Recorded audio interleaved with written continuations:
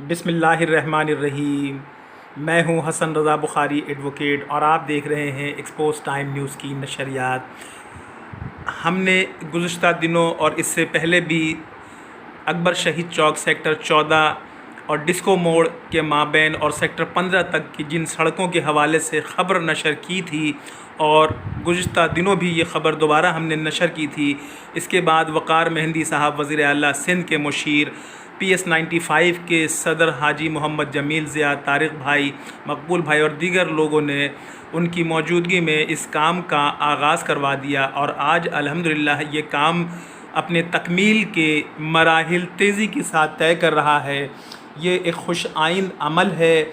इस मामले पर किसी भी फ़रीक़ को सियासत नहीं करना चाहिए। ये अवामी मसाइल का मसला है।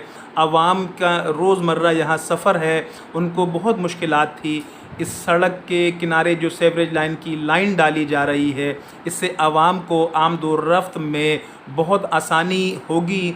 इसके साथ साथ मेरी इन तमाम अहबाब से जो किसी भी सियासी और समाजी जमात से ताल्लुक़ रखते हैं, मैं उनसे दर्दमंदाना गुजारिश करूँगा कि आप औरंगी के तामीर व तरक्याती कामों को फ़ौक़ियत दें, झंडे की सियासत ना करें, सियासी जमातों की सियासत ना करें। हम औरंगी टाउन के लोग जो हम टैक्स देते हैं, हम ये कहते हैं कि हमारे जो टैक्स वसूल किए जाते हैं उन पैसों को औरंगी पर ख़र्च किया जाए। औरंगी टाउन की तमाम सड़कें जो बदहाली का शिकार हैं, टूट फूट का शिकार हैं, जिनकी मैं बारहा निशानदही करता रहा हूँ, उन तमाम सड़कों को फ़ौरी तौर पर अस्तरकारी की जाए। बिलखसूस 12 नंबर की सड़क, इसी तरह से 5 नंबर से जो पोस्ट ऑफिस की तरफ सड़क आ रही है वो है जेड, उसके बाद 5 नंबर थाने से जो कतर हस्पताल की तरफ रोड आ रही है, ये तमाम रोडें इस्लाम चौक की रोड टूट फूट का शिकार हैं।